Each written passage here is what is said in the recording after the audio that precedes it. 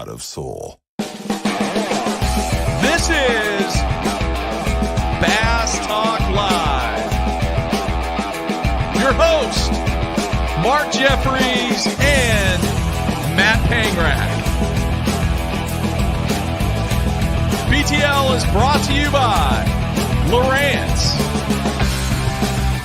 Lose, Strike King Lures, Bass Cat Boats, Ducket Fishing, Spro, AFCO, Big Bite Baits, Sunline, and TH Marine. BTL coming at you.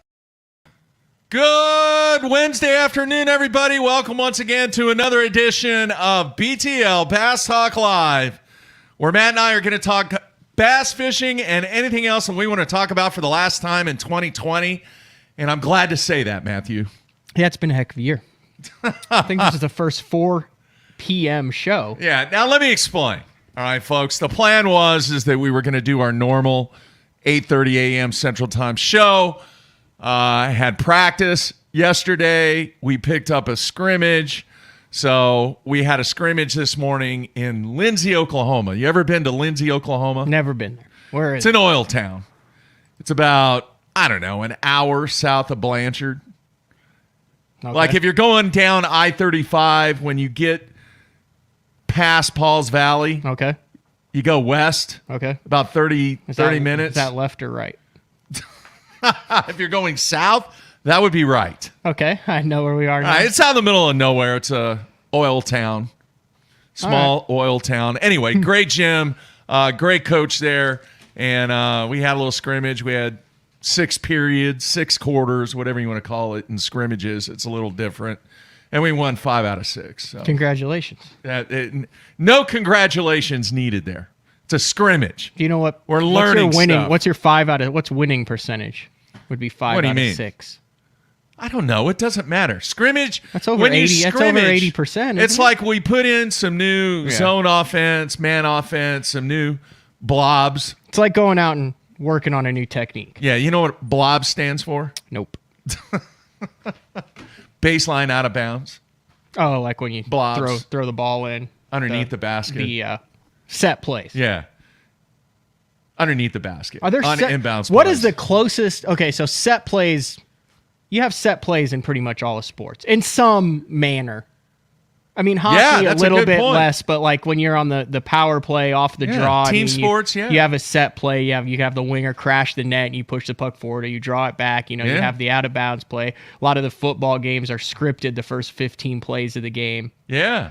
Is there a set play in bass fishing? Is that your first move of the day? Do set plays work? Like, I'm going to do this, you tell me. Did they work for you? I'm just curious. It's more about a plan that you try to implement in the first hour of the day. So here's 2 thought processes on that to not get sidetracked on our final show of the year. But that's what we do in this show all the time is we get sidetracked. So I'll present you with 2 scenarios. What's Mike Iaconelli's mantra? What does he always say? Never give up. Yeah, and fish the moment. Oh. I was right, wasn't I? Yeah. Okay. 2 things. But what do they talk about when you say fish in the conditions, fish the moment? That's literally your plan is to not have a plan and let the circumstances dictate your plan, right? But you have to have a plan going into it. Seriously, do you know anybody at the highest level? Listen, I'm talking about a set plan, like a set play. Like no matter what, this guy... I am starting here throwing this, and then at this time, I'm going here and throwing this, and then I'm going to go do this and this at this time. I'm going somewhere with this. It's a great topic. I think 95% of the people at the highest level have a plan, and they execute that plan. Now, they may not be successful. It's a game. They have a game plan. We're not talking about a game plan, Mark. We're talking about blobs. Okay, so would a blob not be, all right, I'm going to start out here, then if I get bit, all right, I'm predicting that it's probably going to be a morning bite. I'll give it an hour. Then I'm going to go start flipping over in XYZ. That's a set play. Right. Yeah. That's cool. That's an interesting topic, though. I've never really thought about that. So you have the one where it's fish the moment, fish the conditions, let the fish tell you any other of those trite phrases that you want to say, right? Yeah. Where when you're at the top or when you're catching them, you're like, oh, yeah, that makes sense. And when you're not catching them, you're like, I'll take your fish the moment and stick it. Yeah. I just want to get a bite. So that, but I've seen, and it's interesting you brought this up. I like it. John Sukup, who runs the Bass Tank, who's been in the studio before. They have a lot of great holiday deals going on right now over at the Bass Tank. Well, holiday's almost over. Yeah, I just saw it on Instagram. They're still slashing prices on all your favorite forward-facing Sonar technologies. Yeah. And brackets and mounts and hats and whatever. They have everything. Whatever you need. 3 years ago, we were fishing a Bass Nation on Texoma. And Sukup loses a couple to win. I had a decent day. He had a decent day. And he comes to me after the tournament, and he's like, hey, man, you want to fish one on Texoma next weekend? I know where 18 pounds is, and we'll win. I pretty much guarantee it. Okay. And that's something you never do. You never guarantee. I guarantee this is going to work. I don't know. It was 3 years ago. I went there under the impression that we were going to win based on what he said. This is no BS, Mark. Okay. All right. This is all based on your... Continue. We ended up in this conversation starting out talking about baseline out of plays in high school basketball. Scrimmages. Baseline out of bounds. All right, go ahead. So I show up, and he's like, I just need you to be able to cast far and just do whatever I do. I'm like, dude, I'm along for the ride. Yeah. And he shows up, and he's got a piece of paper. I'm not kidding, Mark. And on the piece of paper, it has the start time, how many minutes we're going to start at this spot, what we're going to throw, the run time to the next spot, how many minutes we're going to spend there. And he had the entire day blobbed out. Wow. The entire day. Did it work? Yes. That's the crazy thing. So he's like, we're going to go here and we're going to catch 2 on a whopper plopper in the first 37 minutes. And we go and we catch 2. And then he has this written out and he's checking it off as we go down the list. And I'm sitting in the boat going, dude, I covered the Elite Series and the FLW Tour. I've literally been in the boat with Van Dam and Reese and Edwin and Ike. And this is not normal. This is not how they do it. Nobody has had the blob theory. Nobody's got it out to the minute. So we get down to the end of the day and he's like, all right, we have 42 minutes left. I broke one off on a lay down over here last week. You don't even have to get up, but this is our kicker fish. I'm going to run. It should be 2 or 3 flips. It's a 4-2 because I caught it in practice before I broke it off in the tournament, and then we'll have 18 and a half and we'll be good. There you have it. And we run there, and he makes 3 pitches, and he catches a 4-2, and we call up to 18 and a half, and we win the tournament. That's an honest to God story. That's pretty cool. That is a great subject to bring up sometime during 2021 about the whole strategery that goes into it. Is there a game plan? Is there a blob going into the tournament? I like it, Matthew. Because I don't. I have a starting spot and an idea of how I want the day to play out. Yeah. But I'm not sitting there going, so my blob, I guess, would be at Neely Henry. I said I got an early boat draw. So my blob was, let's start in the backwater and fish grass that I think is going to get pounded and get 2x9. That was the extent of my blob. And I got 2x9 and got out of there. But that's not a set play. No, because you're kind of waiting on seeing I'm what serious. happens. That's how it went down. Wow. I remember like it like yesterday. We'll have to I'd really like to talk to him about that. Anyway, folks, the final show of 2020. Here's what we're going to do. Matt and I are just going to talk about some of the stuff, some of the highlights of 2020. But more importantly, this show, we're going to go to the Sunline Hotline. We want to hear from you. I have prizes too, Matthew. All right? To 3 callers on the Sunline Hotline. And if you're watching live, the number is right there below the video screen. Don't call yet. It's not on the YouTube. I'll let you know when to call. The number is 405-253-5543. And I think, here, let me see something here real quick. Can you make it show up on YouTube? Yeah. Hang on. There we go, right there. Now it's on the bottom of the it's scrolling. It's scrolling. Yeah, I forgot I had that. So 405-253-5543. When we get ready to go to the phones, Sunline has these really cool camo bags. Have you seen these, Matthew? Yeah, I've been trying to get one since they Well, came guess out. what? The It's BTL still fans... It's still not showing up on YouTube. It will. There's a it delay. will eventually? There's a delay. Oh, okay.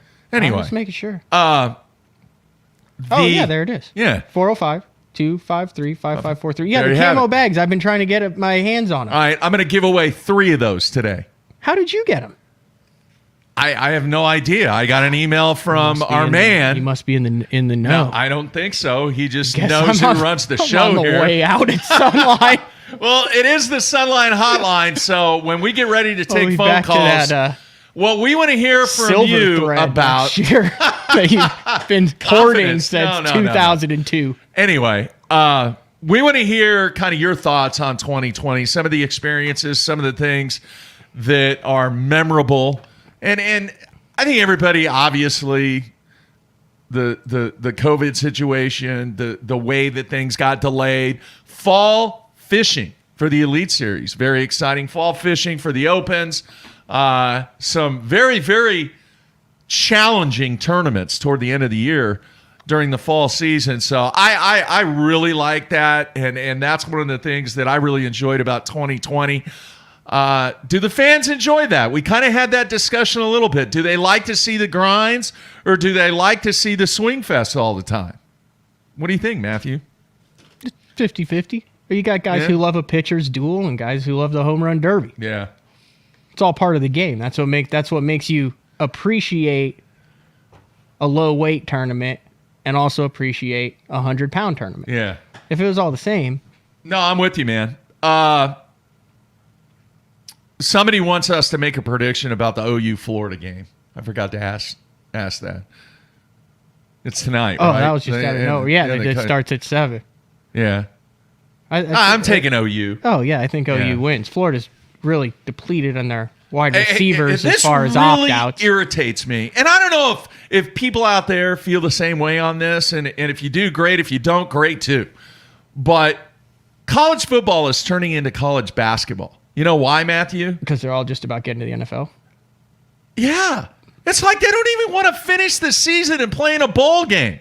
You know what? If you want to play football and you're on scholarship and you only play 2 years and you decide, nope, I'm out of here.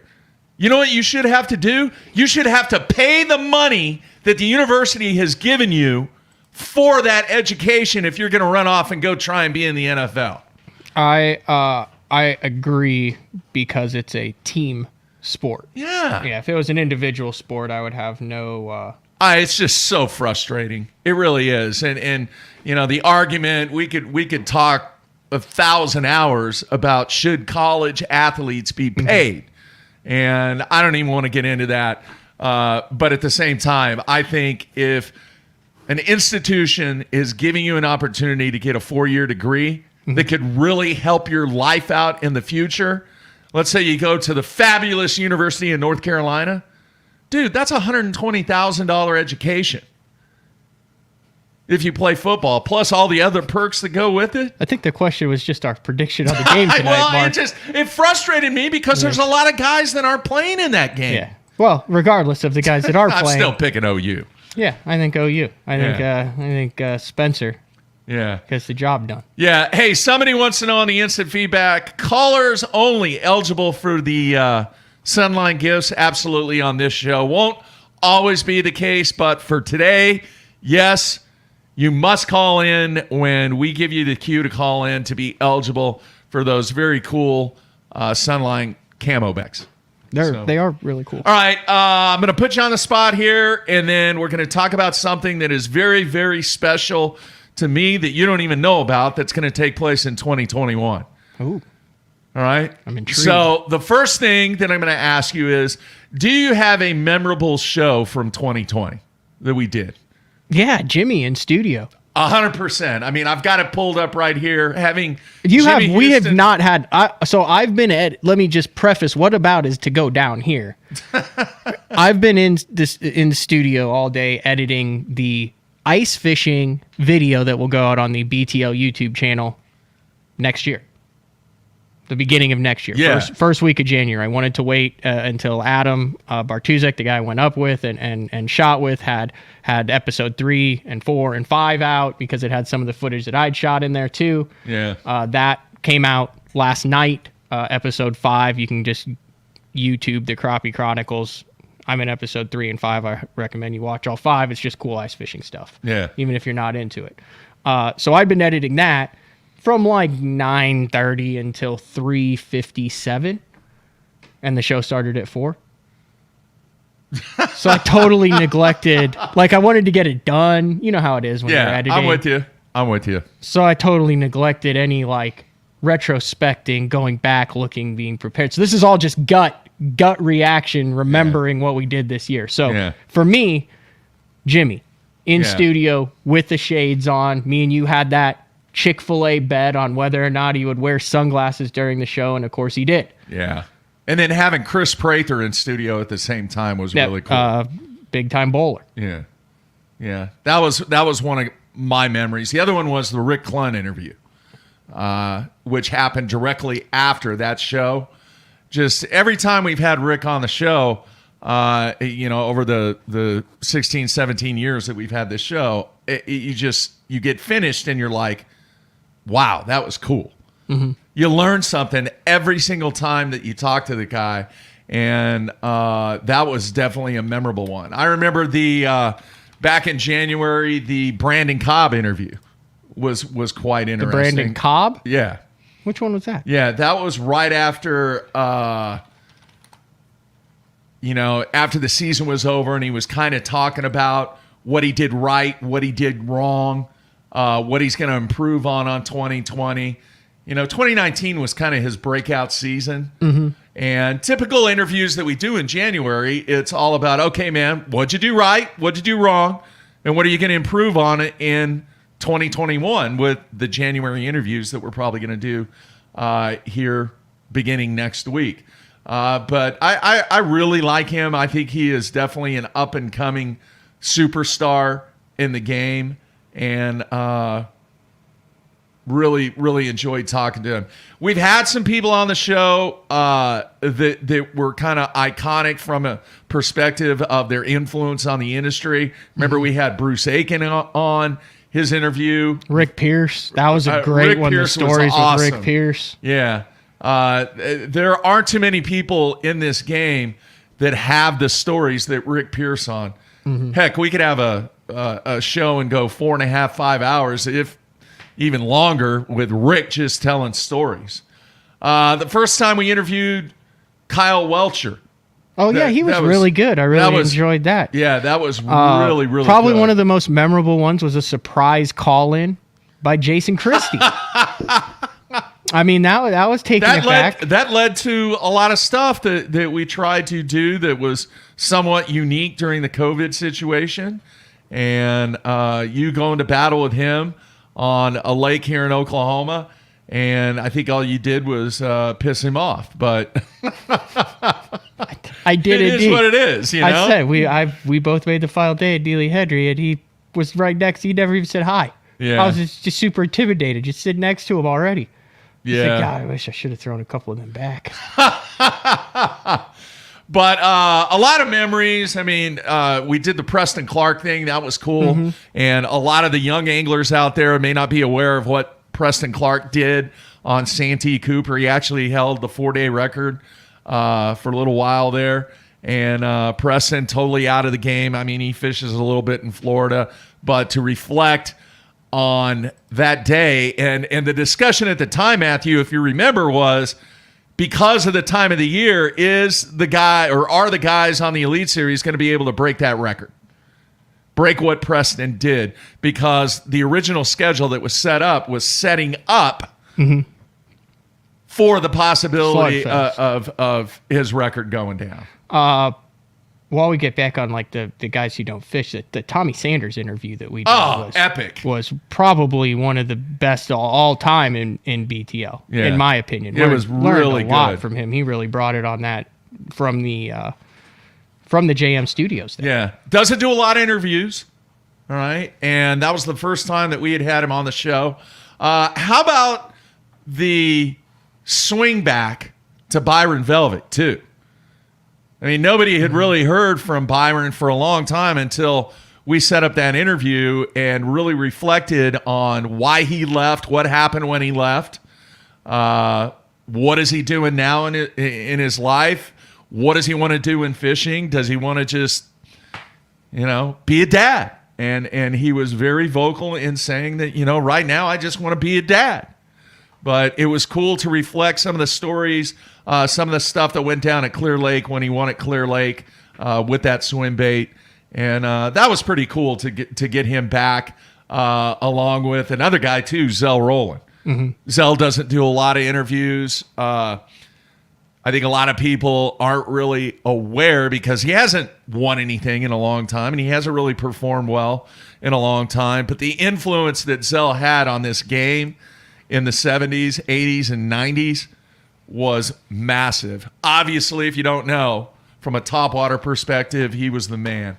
So to get him to talk about some of the tricks, some of the tactics that he uses. We found somebody else, Kevin Worth.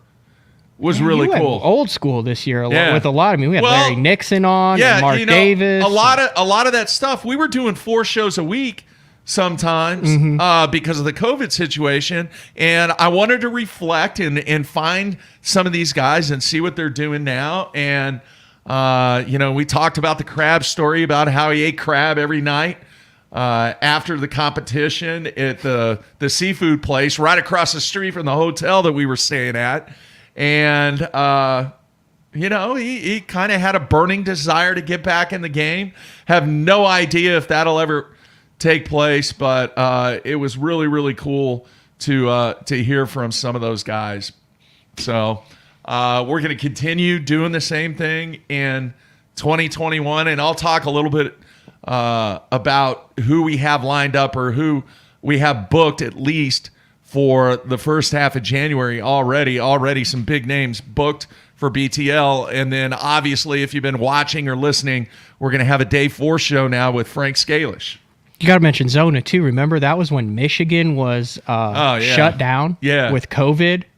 Yeah. And Mark came on. That was a heck of a show. Tough. What would you say the toughest interview that we did this year? Would it be an MLF Duckett interview?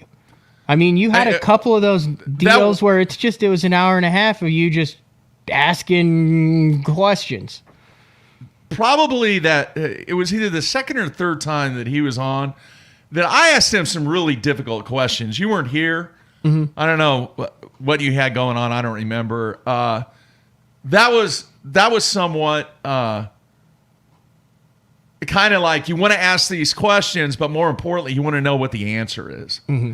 And there was, responses that were typical, and there were responses that just kind of somewhat skirted around what you would expect maybe the answer to be that just wasn't there. But, it is what it is, and those interviews are always difficult to put together. Would you not also then say, Miles Berghoff was your angler crush of 2019? It would have to be Gray Buck this year? Yeah. You were on the Gray Buck bandwagon. I will say this, all right? I have him booked for January. Oh, already. You do already? I have him booked because there is one characteristic about Gray Buck from his performance in 2020 that is exclusive to only him. Wait, say that again? All right, there's a characteristic about what Gray Buck accomplished in 2020 that is a characteristic that is exclusive to him. It's not the it's not the cup or the title and the classic, because there are a number of guys that did that. No. That is exclusive to only him. Yeah. He set his personal best largemouth and smallmouth. That might be exclusive. I did not realize that. Little tidbit there. Anyway, we have him booked, and that was part of the reason why I wanted to get him on, was because of that characteristic. Okay. And the other thing is he's fishing the tackle warehouse thing once again, but he's also the way that this whole MLF BPT thing is working out. He's going to be able to fish the first BPT. Did you know that? No. Yeah. Oh, because of how he did in the... I think the top 4 guys. No. The top 4 guys in points, in the Angler of the Year points, are going to be able to fish the first one, and then it's the top 4 after all. And then they go to the 10 guys that are going to drop out, and then the top 10 in points over the last couple of years are going to get those 10 spots. I think that's how it's supposed to work. Keeping it simple, Mark. I guess. So, some other people. I'm trying to think. I have my list over there. I'll tell you, Bradley really stepped it up this year coming in. I mean, became a really solid guest. Obviously, some recurring guests that kind of took place towards the end of the year was Frank, who's going to be back once a week with day 4 moving into 2021. But he came out of nowhere. That was a pleasant surprise. Yeah. I mean, he didn't come out of nowhere. He did. He was kind of doing his own thing. Yeah, I mean, it's not like you get on all the other podcasts and hear Frank Scalish, and then he came on BTL. It was like, I remember you had him on, and I was like, dude, you're like buddies with him. Like, you've always been buddies with him, and then boom. Yeah. You know what's amazing to me, and there's a number of different guys, Dustin Wilkes comes to mind on this. Frank falls into that category of guys who aren't, for lack of a better term, in the tournament limelight anymore, but they're still making solid careers, very influential and very active in the industry.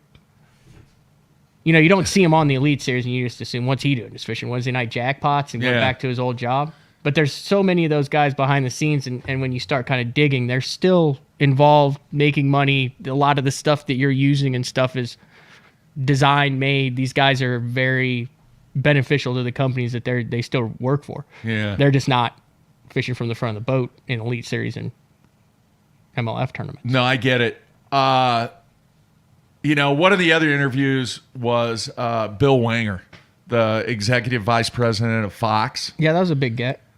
That guy doesn't do interviews, and he was great. He kind of clued the fans in on some of the stuff from a television standpoint, and that was really cool. Now, we have to mention this. If you had to take one subject that somewhat, I don't want to say dominated 2020, but kind of got thrown in the pot and was continually stirred up, what would that be?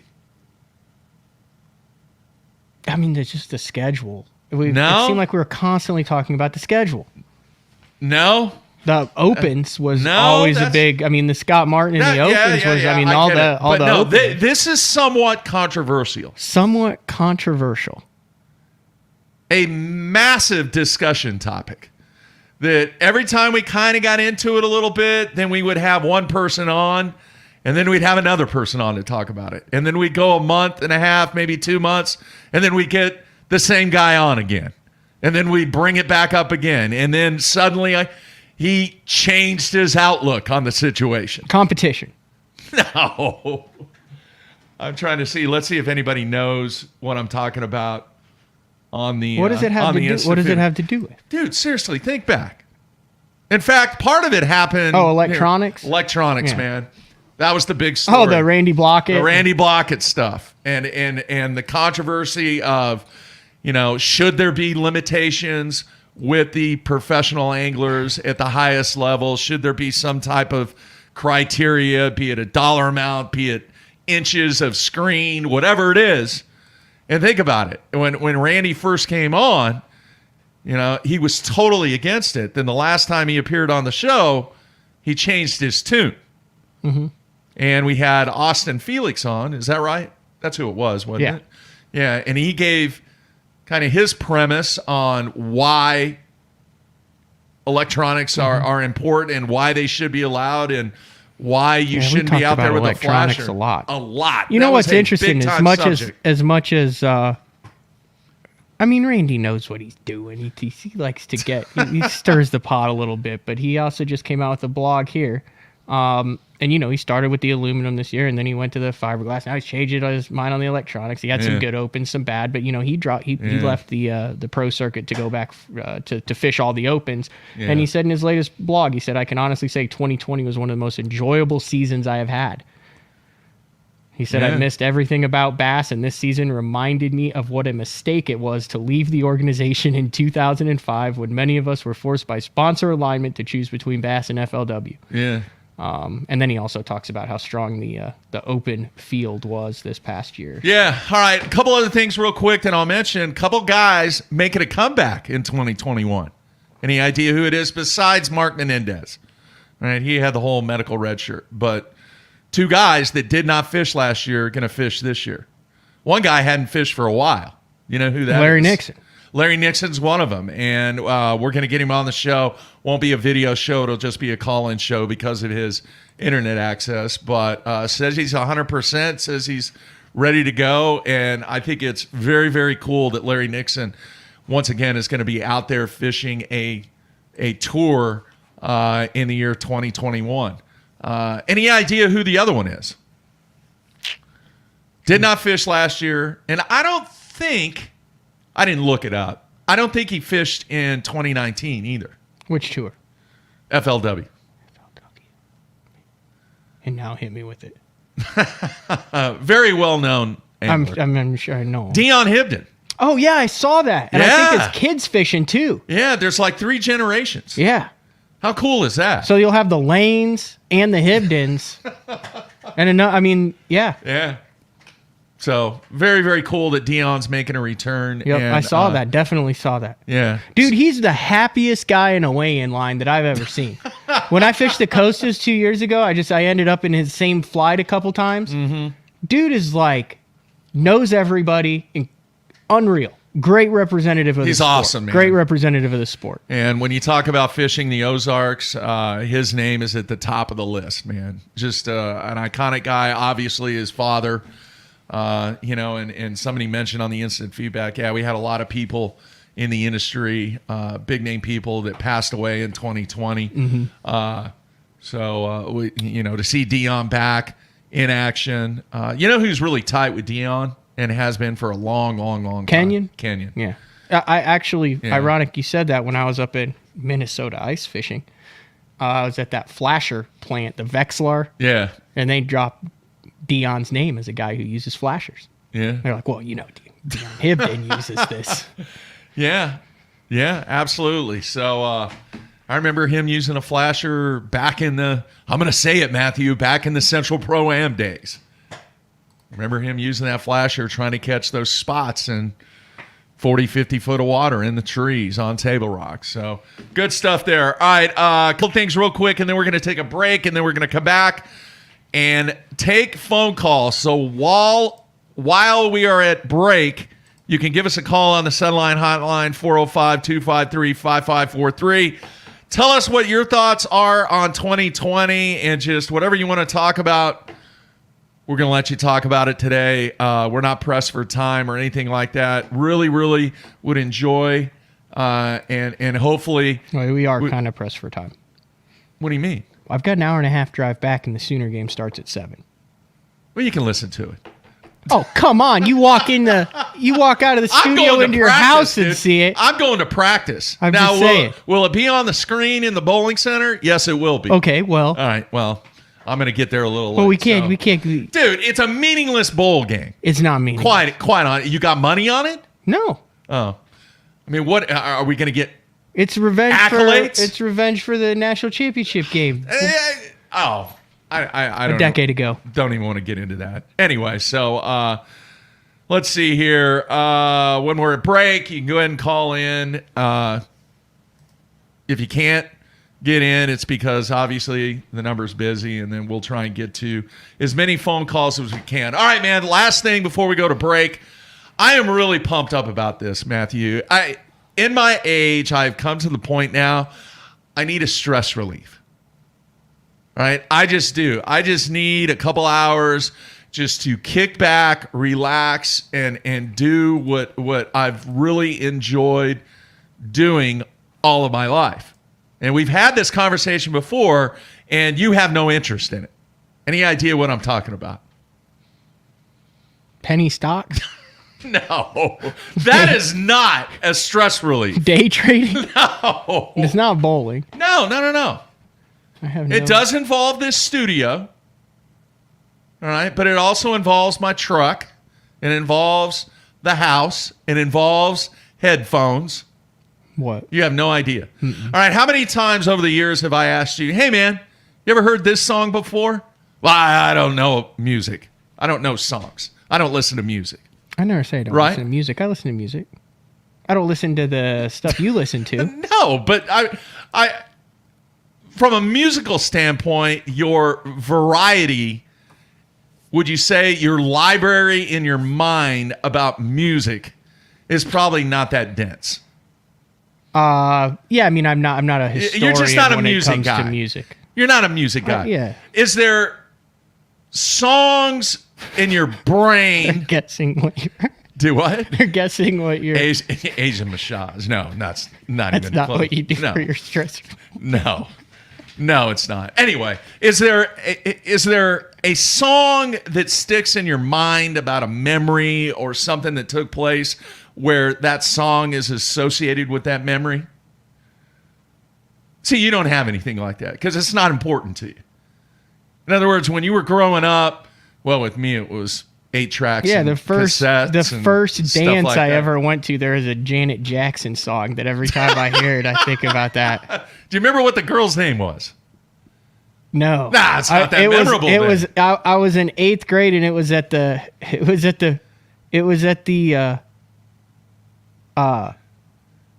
Prudential Spirit of. I was like a national award winner, and they brought in kids from all over the country, like 2 from each state. Yeah, and you get to like spend a week in Washington D.C. and they had like a dance at the end of the week. And the Janet Jackson song was what you remembered. Yeah, that's pretty much what I remember from that trip. And you could buy Oakleys for $10 on the street vendors. Oh, from the street vendors. Wow. Oh, and you could get knockoff Tommy Hilfiger shirts for $5 from the street vendors too. Yeah, I was loaded with Oakleys and Hilfiger stuff, and I danced with some chick. But you didn't know Janet any Jackson music. song. I mean, my gosh, you're talking about Janet Jackson. Anyway, I have worked very I'm hard. gonna try to find that song now. Every time I hear it, I vividly remember it. Listen, I have because I was like, that was kind of cool. I've done the grunt work. I've paid the licensing fees. I've done everything that I need to do except finalize the software and get things set up. Folks, I am going to have the first internet radio show that plays music, all right, in the bass fishing world. MJ the DJ. Wait. I am going to basically, for a couple hours, play music. And here's the other thing that I'm going to do. On right? BTL? Not on BTL. No, this is totally separate. You're going to have your own YouTube channel. No, this is like you're going to have multiple ways to listen and watch this show. I'm so confused right now. Okay. So you, in your leisure, enjoy music so much. I do. That you want to be able to be... I just want to sit in the studio, play a bunch of music, all kinds of music. I mean, we're talking hardcore punk, rock and roll, classic, country, blues, just all over the place. Take requests, but here's the caveat right here. How important is music to a lot of the guys out on tour? A lot. A lot. All right. So what I'm going to do is for a block of the show, I'm actually going to have one of the touring anglers on the show, and we're going to play music that he likes, music that he listens to. And then we're going to ask him some questions, you know, and just kind of get a little bit off the side. Look, folks. So you have to go to a website to get it, or it'll be on the radio? Multiple ways, all right? Multiple ways. There's going to be an app. There's going to be BTL that you're going to be able to listen and watch to it. With the app and with the radio station, it's actually going to be what they call audio DJ, to where if you miss it, you can go back and you can listen to the 2.5 hours. This is news to me, folks. And I it'll had just no roll through. idea that this was... No. Music, very, very important to me. But not all just straight edge stuff. No. A wide variety of music. But I thought it would be cool. And folks, here's the deal. All right. If you want to learn how to throw a spinnerbait or what the latest technique is, there are thousands of places out there on the internet that you can go and look and, you know, take advice from a zillion people. All right. But right now, there's only going to be one place that if you want to listen to some cool music, reminisce about what some of these songs Wait, so you're going to mean come on you. in between songs and be like, whoa, that was so-and-so. It's MJ the DJ. Back in 1982. Yeah, and talk a little bit about it. Hey, I got this great memory. I remember the first time I heard Back in Black. Oh, and then you call in and give your memory. If they want to. I got you. Yeah. So 1980. You know what I was doing in 1980 the first time that I heard Back in Black? I was working as a parts runner for a Pontiac dealership in Huntington Beach, California. What year? 1980. How old were you? 17. Huh. Yeah. And the first time that I heard that, I had to go deliver a car. They wanted me to do a car transfer. Mm-hmm. Oh, and I thought I was cool. It was a Trans Am. And you were playing Back in Black. And I was playing back. And I pulled off on this parking lot so I could take the T-tops off. Very nice. It had Back in Black just blaring. I had to go from Huntington Beach to Hermosa Beach, which wasn't that far. Mm-hmm. But I took 101. I took Highway 1 PCH, if you know what that is. No. Had the T-tops down. Back in Black was blaring. It was a great memory. Didn't wreck the car. That was the most impressive thing. Anyway, so... purely entertainment. You're not like trying to hustle. No, this is no commercials, no sponsors. This is my stress relief. Very nice. We're just going to hang out, folks. We're going to listen to some music. We're going to get some guys on that are in the professional bass fishing world and have them do a song list and have them talk about some of the music once a week, stuff. once a month? Probably once a week. I see you in here at 2 a.m. firing it up and just doing a live segment. But the cool thing is you can listen to it anytime based what, upon you the pay audio a DJ. licensing fee or something, Yeah. and that allows you to play anything in that catalog? Yeah. Yeah. Based upon the company that I'm going through to be able to do it. It's not ASCAP or whatever it is. I can't remember. Excuse me? Yeah. Association of Movie Workers and all. I don't know what it's called. Anyway, so that is something, dude, I got to tell you, I'm really, really looking forward to that. I listen to either, what is his name? Jim Cornette. Any idea who Jim Cornette is? No. All right. Or music. When I'm in my truck or when I'm in my car, it's either Jim Cornette or it's music. And I like to reflect. I like to listen to the old stuff. I like to listen to new stuff. I like to listen to some of the country stuff that I'm not really familiar with. I love the blues. I love listening to some of the old blues, Motown stuff. And folks, maybe you're going to hear some music that you never heard before. And I would say that you're probably going to hear a lot of music that you're going to reflect on, that there will be memories with the music that I play. But it's something in this industry, dude. Nobody's doing it. And I'm going to be the first guy to do it. We'll see how it goes. You know, MJ the DJ right here on BTL. There you go. So, and Dave Rush, guy... He knows his music. Yeah, Dave's been around forever. We're actually trying to work on something to where he can actually kind of co-DJ with me on some of the shows. It may be once a week, it may be twice a week. Obviously, when basketball is over, I'll be burning the tracks, man. Cool. So very excited about that, and hopefully everybody out there will enjoy a little music, and more importantly, the guys out there that are trying to make a living professionally in the fishing world, music is very important to them. We will have them on the show, and they will put together a playlist, and we'll talk about the music that we play with them. So hopefully you guys think it's a cool idea.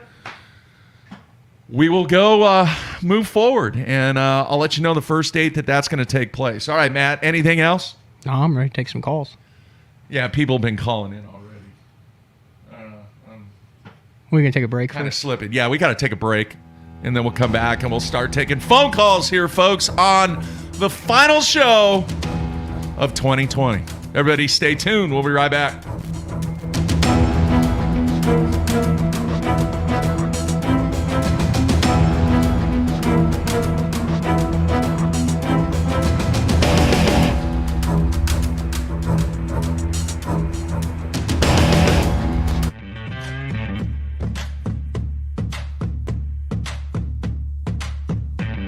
ultimate fishing system starts with Lowrance HDS Live. The best fish finding tools, from chirp sonar and fish reveal to side scan and down scan imaging, and complete touchscreen control from your trolling motor to your big motor.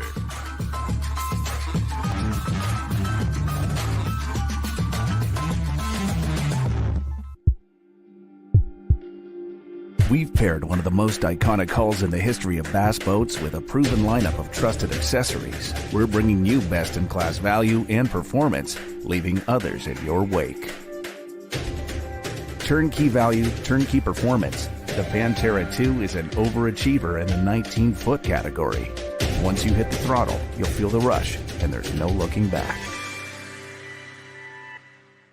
Kevin, what are you doing here? Oh, I'm just filling in for Billy.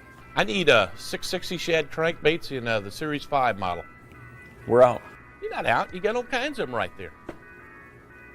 We're out. Kevin, I need 6. Have a lollipop. I do not want a lollipop. Have a lollipop.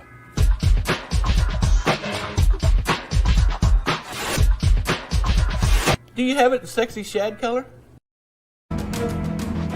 Let's face it, fishing electronics are no longer an afterthought. They've become a necessity. And at the Bass Tank, our experts match you with the right electronics, provide professional installation, and educate you to help maximize your catching results while providing support along the way. Because let's be honest, it's about catching, not just fishing.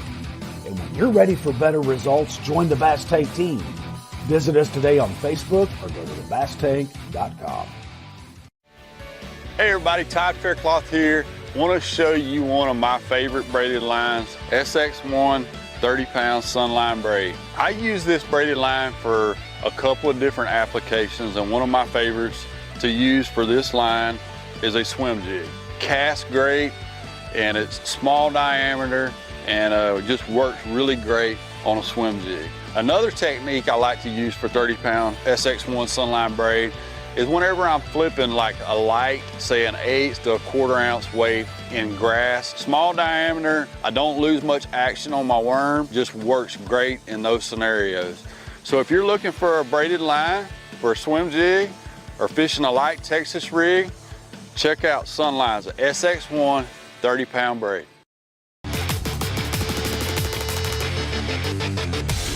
All right, we are back, wrapping up 2020.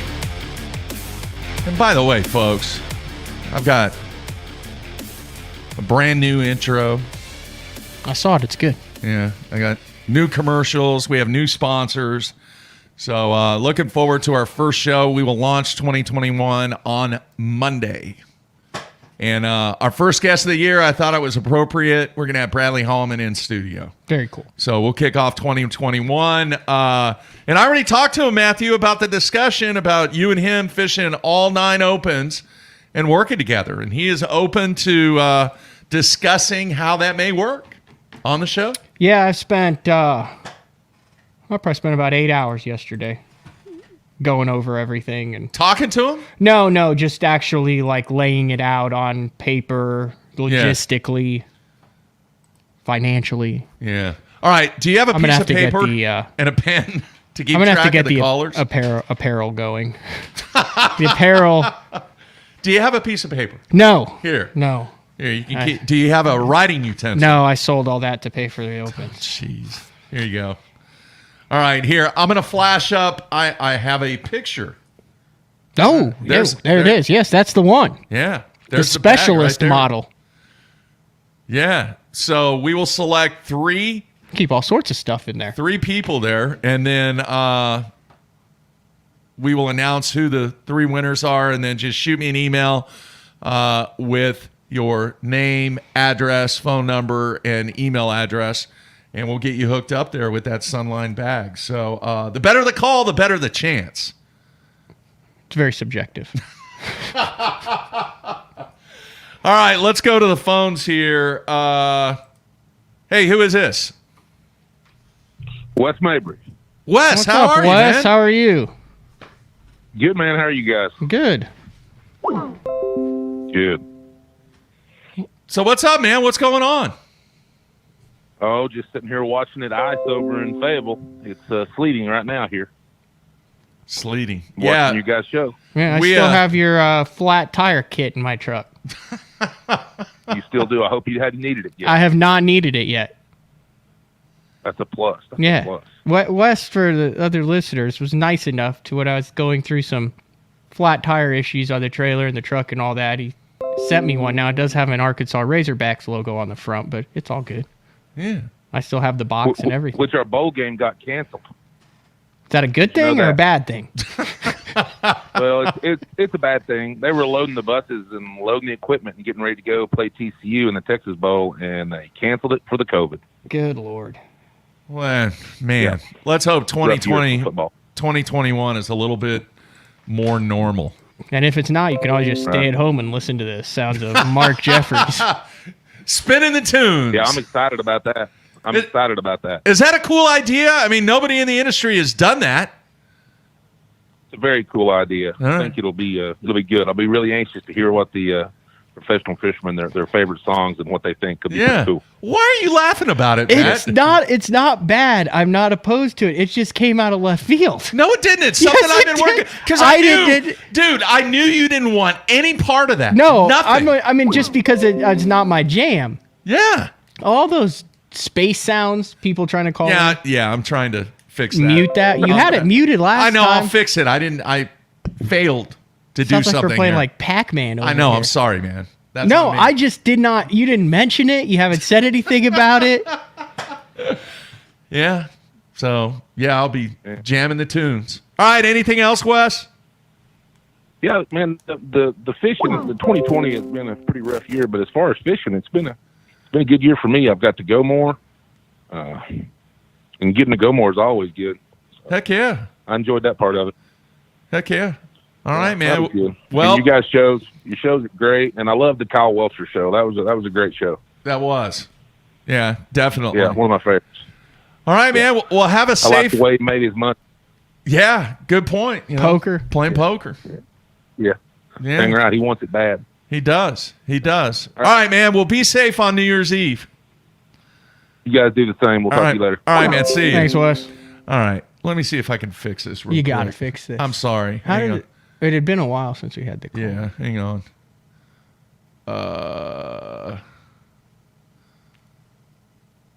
Hang on. It was a recurring. It was a recurring issue. Now you got two guys on hold. Here, I got it now. Hang on, let me answer this one.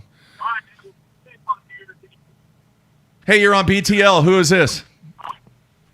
Hey, how you doing? It's good. Who is this? This is Farrell Thomas in Palestine, Texas. Palestine, not Palestine. Yeah. Palestine. Going to be the location of the Red Crest. Yeah. What was your first name? It's a weird name. It's like Daryl, except it's Farrell with a TH. Okay, I had it right. That's why I was like, if this is a great call and we have to... Okay, I got you. Because I got to write it down. Is this DJ MJ and catch this Grandmaster P? Now, I don't know about that. I mean, I'm not... there won't be a whole lot of rap played. Maybe one or two songs and that's it. But no, man, I'm going to try and really mix it up and play a lot of old school stuff, too. A lot of old stuff. I want to hear Rick Clunn's playlist. How cool would that be to have Rick? Be Birds of Prey. Just quiet. A bunch of Santana. That's just going to be a flute with golden eagles going in the background. Just No, I bet he's got some. Let's see here. Maybe some Doors. The Doors. Maybe some Bob Seger. Maybe the crackling of some incense being lit. No. Let's see. What else? Maybe some Molly Hatchet. Maybe. Yeah. The first time I ever saw Rick Clunn in person was in Texas at I think they called a Mega Bucks on Richland Chambers Lake in maybe the 90s. Yeah. And it was freezing cold. Camera boats were sunk. And Rick was in flip-flops. Yeah. Yeah. He likes rolling with the flip-flops. He was the coolest dude around. Yeah. So, hey, man, real quick, are they going to absolutely smash him at Palestine? Hey, listen. Well, let me give you a little backdrop. A good friend of mine is Kelly Jordan's father-in-law. Okay. and I used to be the mayor of Palestine, and I'm an avid bass fisherman, tournament fisherman, and so I am so stoked about this. It's incredible. All right. So are they going to smash them then? And, oh, God, yeah. How many lower units is Mark's real question? Yeah. How many lower units? No, there will not be that many. Oh, okay. There's a great map chip a guy named Tom Main, a guide on the lake has. It'll get you basically. There's some play. These guys are used to this, and but yeah, they're gonna wreck them. They're gonna totally wreck them. All right. And everybody's gonna fall in love, and of course, ruin Lake Palestine for good. Hopefully not. Hopefully not. All right, man. Have a safe New Year's Eve. Hey, y'all have a good one. And thanks for having me on the show. All right, man. Take Thanks, care. Errol. All right, That's there you it. have Adam asked Matt, "Where were you when you first heard some Savage Garden?" That was the listen. My first 3 CDs. You don't think I'm into music? You're not into it. First 3 CDs ever. Well, 4. it. Okay. One was Limp Bizkit, and I've told this story before. There was a borrowed CD that ended up on the highway somewhere on the way up to Canada when Dad asked what I had in my CD player, and we had just got a CD player in the car. Yeah. If you know the Chocolate Starfish Now, Oh, yeah. Yeah. You can get about 3 words into that entire CD before. Yeah. So the first 3 that I got to keep, I purchased them at Sam's Club, were Fuel. I remember that. Lifehouse. Really? And Savage Garden. That's kind of obscure, but not bad. All right, let's go back to the phones. Hey, who is this? This is Dave from Alabama. How are you? Dave, doing good, man. What's on your mind? Happy New Year to both you guys. And, anyways, I wanted to preface this by saying, I love both leagues, and I've said it before on some of the chats and everything in the Bass Zone is, I love both the leagues, but I think Bass, a lot of the stuff that they're doing and everything that's going on with Bass, the catalyst for that has been Major League Fishing and the exodus that took place in the split. And I think a lot of the MLS haters, I guess, for a lack of better terms, I think they need to realize that a lot of the stuff that Bass is now doing, I think has been triggered by MLF in this split. And I want both leagues to succeed, even the NPFL and all that. But I think that's kind of something that's been missing and hasn't been talked about is, MLF is trying to change the game. And have they changed it? Yes. For the good, for the better? In some ways, yes, and in some ways, no. There's things about both organizations that probably need to be fixed. And I think that's why you had a lot of guys, leave in the first place. But, I'm seeing this big skew towards people that think Bass is the almighty and all that. And yes, they are the front runners as far as they're the foundation, but change is good. And MLF is the one that kind of was that catalyst to get everything rolling. And I think it is making the sport better, as you would say, Mark, the grow the sport I know you don't like, but yeah. I think that is making the sport better. I just think that's something that some people may not have thought about. Yeah, I mean, that's a great point. I agree. I know guys who turned down their invites to go fish the BPT who would wholeheartedly agree with you, too. Yeah. That's good stuff. Right. It's a fact. Yeah. Are you in Alabama? I am. What's the weather like in Alabama? It was really cold. Actually, I fished an ABA tournament the day after Christmas, and we blasted off in 17-degree weather. And but it's actually really warm today. We've got some kind of a storm coming in, but yeah, it was bitter cold that day for that tournament. And luckily, we found some fish. The guy that I fished with took first, and I took fourth. So, nice. And that was on Gunnersville. Nice. All right, man. Well, I really appreciate your thoughts, and thanks for calling in, and be safe on New Year's Eve. Hey, you too. Thank you. Love the show. Man. All right, thanks, man. Take care. Yep. All right, let's go to the next call. Hey, you're on BTL. Who is this? It's JD in Illinois. How you guys doing? Good. What's up, JD?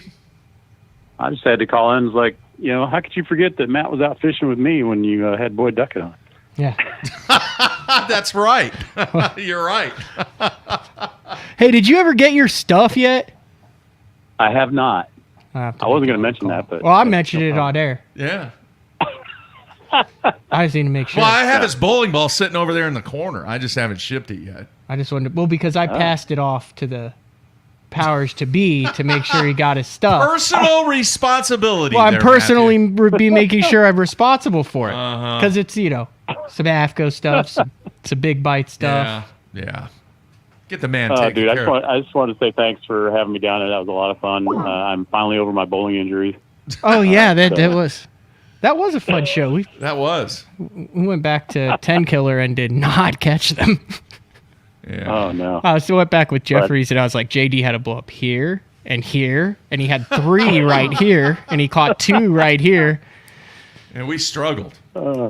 We struggled a lot. But yeah. But how's the crappie been doing? Pretty good, other than the ice fishing stuff looked like a lot of fun. Yeah, the crappie had been a little tough, so I had one really good day last week, and we had 4 over 230, and then with a 256 as the biggest. That's 2.56 pounds for those who measure it. For those of you who measure your crappie in inches, not pounds, which is apparently 90% of the country, a 2.56 pound crappie is less than 15 and a half inches. Jeez. That's how thick they are. And then I actually went out with Kevin Rogers, who is fishing the NPFL, and he's been on the professional crappie trail, won tons of stuff, designed. He's got his own rods, baits, lines with Jinko and all this. And yeah, we caught 2. 2 big ones. So we had a good day about a week and a half ago in Clinton. A buddy of mine, he showed me some of his top secret spots, and we were for Clinton, we slayed them. I mean, we had the small. We were throwing back 10 and a half. Very nice. And we anywhere from 12 to 13, and that's huge. Yeah, those are megas for Illinois. Yeah, we had a blast. But I just wanted to call and say thanks for having me down. Love the show. Can't wait to get into 2021. Yeah, man. And yeah. All right, be safe on New Year's Eve. I think my ice fishing adventure was set up because when you were in studio, we had Sobe on. Yeah. Mm-hmm. Yep. Yeah. It's all on JD, all right, guys. man. Yeah. All right, man. Take care. Yeah, have a Merry Christmas. All right. Or not Merry Christmas. Happy New Year. All There right, you go. man. Bye. You too. See you. All right, phones keep blowing up here. Let's keep going. Oh, he went away. Let's see here. Hey, you're on BTL. Who is this? It's Josh Howard. Josh, where are you calling from, man? Fayetteville. I was the winner of the BFE contest. Oh, nice. With the that was another thing we didn't talk about that we did in 2020. We had that entire rollout of the BFE and then the color contest, which the color Bedlam won, which is what you came up with, which was black with the orange on one side and the crimson flake on the other. Yeah. How many of those you got left? Didn't they send you like 8,000? I got 500, so I got about 475 left. I called. I was listening, and I was a little disappointed in Wes Mabry that he didn't give me a shout out. I'd given him a few of them, and the sucker caught like a 7-pounder on him. Really? I was a little disappointed I didn't get a shout out. So Wes, if you're listening, man, I'm a little disappointed. on the Bedlam color. On the Bedlam, yeah. Brad said that is probably either his first or second favorite color in the whole lineup. Awesome. Nice. My only question, guys, and I'll jump off here. I was going to holler at you, Matt, about what boat are you running this year? I am going to go with a Puma this year. Just for basically the reason is I fish a lot of docks and the links is a little hard to get around, some in and out and stuff like that. So I put almost 200 hours on that links. Absolutely loved it. Would recommend it for anybody, but just a little sportier. I can get like an extra 5 miles an hour out of the Puma. I fish alone a lot. It's all about the speed. It's so here's the deal. So I got on the Bass Cat website and I started going through all these colors and I was like, this thing is going to look like a deranged Ronald McDonald. So I called up. What? I called up Tyler Dennis, who's there with S&D there, and is that Shawnee? Yeah. The Bass Cat dealer. And I said, dude, like you do like a lot of these color packages. He's like, yeah. I said, here's what I want, make it look good. So he sent it back, and so that's what it is. So it's like a platinum, silver, and black with some crimson accents in it. It's basically Sooner colors is what is it. Yeah. There you have it. All right. Well, I'll jump off here. Appreciate the show, guys. All right, man. Take care. Be safe. See you, Josh. All right. Let's continue here. Hey, you're on BTL. Who is this? Hello? Yeah. Who is this? This is Andy from Wichita, Kansas. What's up, Andy? Yeah, how's it going? It's good, man. Hey, turn your volume down just a little bit. A little bit of a delay. Yeah. Okay. Yeah, I had my phone here, but I'm talking on my wife's phone, so I'll kind of put that to the side. It's a multitasker right there. There you have it. Hey, what's on your mind, man?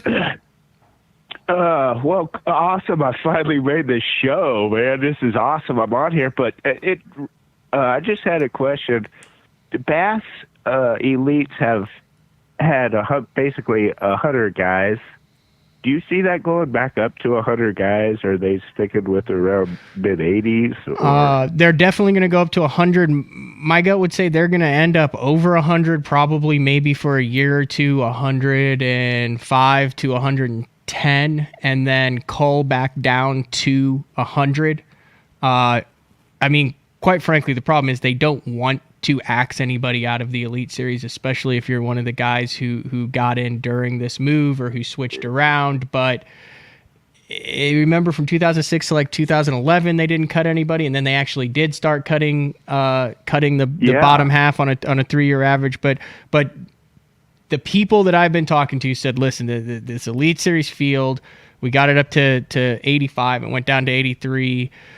This year it'll be up to 100. They're not cutting anybody because of the COVID. It's probably going to balloon to a few more than that, but within 2 years it'll be culled back down, and that kind of magic number that they want to stay around right at is about 100. Okay. Yeah. Okay.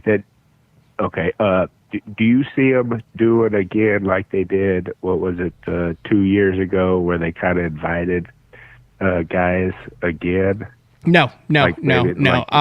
Okay. I don't think there's any. So the thing that the Elite Series has always been able to hang its hat on, and I think you have to throw everything that happened in 18 and 19 out the window, because it was just a free-for-all matter of survival for everybody. Agreed. I think that's a one-time deal, but the Elite Series has always been qualification-based. Now, in their rules, they do state, here's how you qualify, and then if other additional slots at Bass's discretion. Like I said, if they wanted to put LeBron James on the Elite Series, they have every right to do it. Every angler signs that they can do that. But I know listen, there's guys positioned to try to get on the Elite Series even if they didn't qualify, because of what it gives them, what it brings them financially and sponsorship-wise. And I know they had pressure this year, and they didn't. And the list isn't out yet, obviously, is it? No, they said within the next couple of weeks. Yeah. And based on everything I've been told and heard and talked to, like, they didn't cave to that pressure. So yeah, that's a roundabout way. Did I say that effectively, Mark? Yeah. Yeah, that was a great answer, man. I know there's a lot of guys calling in. I don't want to take anybody else's time too long. I have one other thing. The Opens, man. I went down to the one on the Arkansas River this year, and it was great. I mean, I try to make an Elite Series every year, but that was a close one to me. Anyway, to make a long story short, it was very apparent to me, from what I could see, that the draw made a huge difference. I mean, you got a giant field of guys that are all top. I mean, a good majority are top-notch anglers that seem like they're being like handicapped to like a smaller track or too many variables that go into their actual, maybe skill level. Just because of the river? Against their, no, maybe so, but it just seemed like if you got a good draw, you had a on the boat number draw. You mean? Yeah. That's the way it's always been. Yeah. That's the way it always will be. The one thing that they did at the Arkansas River was, it was the first tournament that they'd had post-COVID, where we had everything that was online and virtual, and they staggered. Earlier weigh-ins. Well, they staggered the flights too long. Yeah. So the first weigh-in was 1 right. o'clock. It was like 1 o'clock. Yeah. It literally was like a 1 o'clock weigh-in, and I actually talked to Chris Bose about this, and obviously that's been moved back since then. They could figure they could stagger it later, but the only thing in the Arkansas River, and I kind of fell victim to it the first day, was you get down there at 9 and you had to lock back at 11:30 to make your 1 o'clock weigh-in. Yeah. But man, that's tournament fishing, and I think you always are going to have draws effect, and obviously there's areas, Arkansas River being one of them, where your draw is very important. Yeah. All right. I don't want to keep you guys as It's all good, Andy.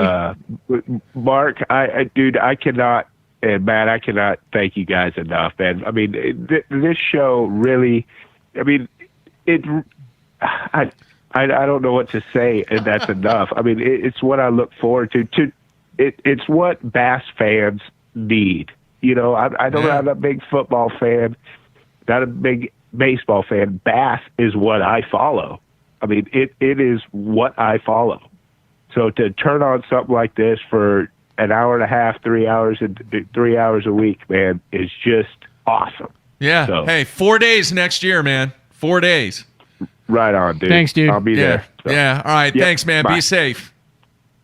Andy really throwing his hat in the ring for one of those three Sunline bags. That's all right, man. It's I agree. Yeah. Hey, you're on BTL. Who is this?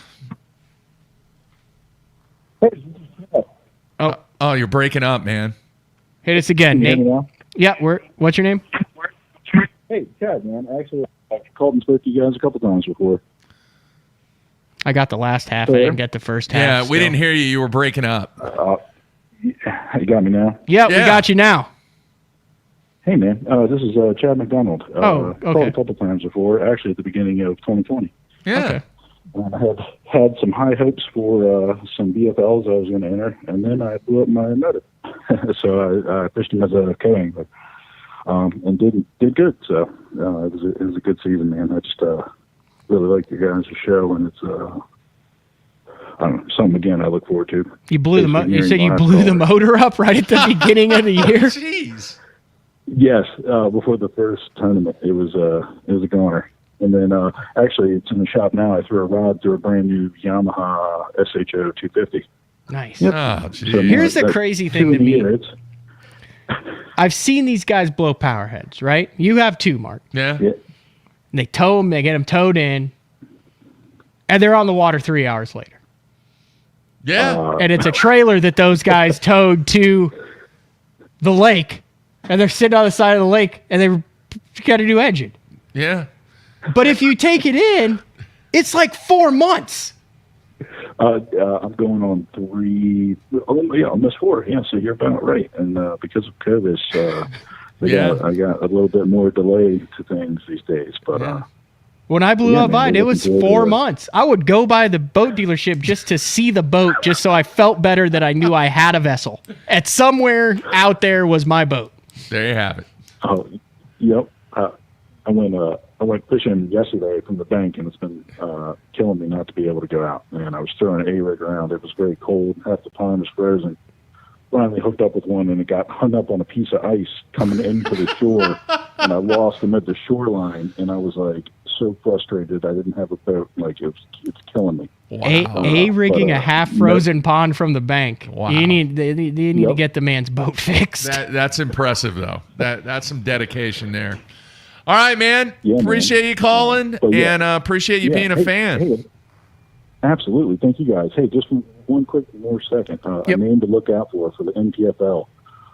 His name is Luke, and I think his last name is Clausen. It's going to kill me, but I fished with him. He was one of my boaters at the Potomac. Okay. I'm a Northeast guy, and he's already signed up, paid his money. He's also a fellow Bass Cat guy, Matt. Very nice. Keep an eye out for him, man. He's definitely a stick. His name's going to be in the top for sure. All right. So again, thank you guys so much. I appreciate it, and have a good one. All right, man. Take care. Be safe. Yep. All right. See you. Yeah, that was I was actually talking to Kevin Rogers about that because he used to fish like the top 150s back in the day. Yeah. For like a year, he went around and then he did the crappie thing, and now he's getting back into it. It's just like such an eclectic mix of anglers that are over there in the MPFL. You got like the local hammers, you've got the tour guys that are going over there, you've got the guys that have done it forever but have never made the jump. It's a very interesting group of guys. I'm very interested to see how that goes off at Lake Eufaula here in a couple months. Yeah, we'll see. All right, back to the phones. Hey, you're on BTL. Who is this? Hey, this is Stephen Walden. Hey, where are you calling from, man? Can you guys hear me? Yeah. I'm calling from Atlanta, Georgia. I'm actually out fishing on a little pond. Nice. My question to you guys is, with all this change and innovation that's gone on, aside from the fishing industry, the world even, but fishing industry in particular, do you think it's going to ever go back to being the same old normal to be vacuums out? Or do you think it's just going to stay where it's going, like the innovation of on the water broadcasting, the event of signing on with Bass, signing on with Fox Sports? Do you think it's going to go back to the same old quota, or does it stay? You want to go first, Matt, or you want me to? Yeah, I'll go first. Here's an easy answer to it. So we just had the 50th Bassmaster Classic. A lot of the guys that started this, quote, sport, the guy who started this sport is still alive. There are guys who won the first Classic that are walking around the Classic Expo still. Yeah. And so it's a very young sport. Very young. And it has not even been attempted to be covered like a sport. And I use that term sport in quotation marks. But it has not been attempted to be covered like a sport until, let's say, the early 2000s. The first time when they had, FLW on, was it ESPN2 and stuff with Jerry and all that, Mark? And then they did some of that stuff. And then it's been through, it seems, several cyclical transitions where you saw where FLW tried to take it up with the cameras and the non-endemics and the team deals. And then you've seen the ESPN purchase and how they tried to turn it into block programming with Bass Center and G-Man's Garage and a number of those things. And then it seemed like it kind of hit a lull after that. So you've been seeing a mixture of a young sport with new technology, and I think it's going to continue to rapidly change for the next couple of years because all that went on and there wasn't an arms war. Now there's an arms war between MLF and Bass, and throw in a startup NPFL too that has very ambitious live streams. So does it not seem like, Mark, you'd say this, like that you're going to change and grow rapidly when there's someone else that's pushing you? I agree with some of the stuff that you're saying, but I'm going to take a different turn. Okay. All right. And I just happened to read this story that was recently on CNBC, and it talked about cable cutting. Now, we've discussed cable cutting on this show numerous times, but these are some interesting numbers that were in this story. In the third quarter, Comcast, which a lot of people out there are familiar with Comcast, had a net loss of 477,000 subscribers. Mm-hmm. AT&T, which owns DirecTV, reported a net loss of 886,000 video subscribers in the same quarter. All right? So the dynamic is changing from a media perspective of where the cable companies and the way that the distribution of the content is taking place in the cable industry, that whole dynamic is changing. And there is a massive flow right now to go to live and streaming. You know, we talked about Discovery starting Discovery Plus. You got ESPN Plus. You got Disney Plus. You've got all these subscription services now to where the selection of content is getting almost to an a la carte type of but standpoint. was the question about how it was going to be consumed or what the content was going to consist of? Now, hang on a second. Let me follow up on what I was getting at. Okay. When you have this dynamic change and you see what's going through with what live has done in the fishing industry, I think a vital component of that is not just television anymore, is the point that I'm trying to make. I think the change that you're going to see, and this is total speculation on my part, but I think the change that you're going to see is you're going to see the continued evolution of what Fox is going to do with the Elite Series over the 4-year contract. All right? The way that the contract or content is going to be distributed. Now, Major League Fishing has a specific model of which they have live content on the web, but their television product is not live, and all the cup events are pre-recorded for this big dramatic type of mystery. Hey, if you want to find out what happened, you got to watch. So we see what's taking place in the cable subscription environment right now. Is their model going to have to change based upon how people are telling these broadcasting companies, this is how we want our content?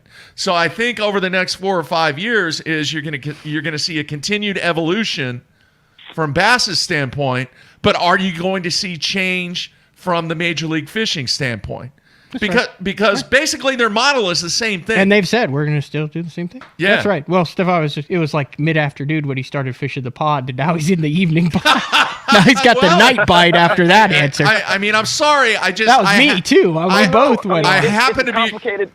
Yeah, well, I just happen to be reading that story. Answer. I mean, I'd even throw into the mix adding YouTube personalities into it and using YouTube as a brand to where they can market now. Say, for instance, Major League says they don't want to change, but they're forced to change, and they end up getting a deal with YouTube. So now they're broadcasting their stuff on YouTube. They're bringing on the YouTube personalities, which some people, they get a lot of hate for, but some of them are actually knowledgeable.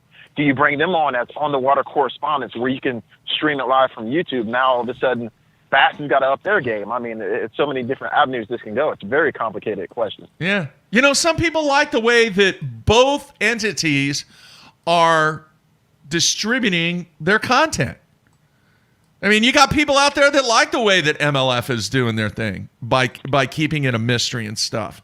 And now we're going to see how the fans and the general population is going to accept the Fox stuff. But here's a question. Okay, do you think that the way that the coverage of this, I think, is this where you're going with the question? Will it look the same now as it will in 5 years? Or are we at a point where it's like, hey, this is how this game is covered, whether it's streaming, whether it's on TV, whatever.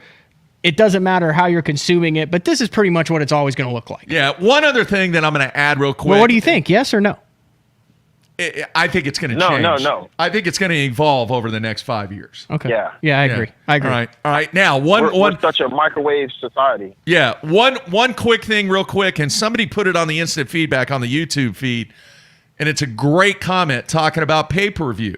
It has been tried in this industry with numerous times with everything. Just a zillion things, but it's always been with, let's say, educational content. Never live. All right. It's never been live. The question remains, how many people would be willing to pay not just for the content that they're getting, but more live content? Yeah, it's tough because you've given them the ribeye for I know. so many years, and now you're saying, hey, here's a flank steak, and if you want the ribeye, you got to pay more for it. And you're like, dude, I came in this restaurant for the last 10 years and got the ribeye. Great point. The quality of coverage determines whether or not they're going to pay for it. Say, for instance, you're getting behind the scenes coverage where you got a camera. For instance, you can click onto somebody's boat and you can actually see the things that they're doing, and you can actually go inside their box as they're picking the baits. People are willing to pay for that. In kind of joining with that comment right there, Matt. I think maybe within the next 5 years, you would see where you've talked about that. Yeah, where you pick which angler, and then it actually Yeah. benefits the pros because based on how many people are watching them, they get a little cut of the number of their people who bought it. Yeah. That might be that may evolve over the next 5 years because the technology is there. They can do it right now if they wanted to. In fact, a derivative of it has already been accomplished by guys going live on their Facebook page during the events. Right? The quality was okay, but the quality and the technology to be able to do it now is even better.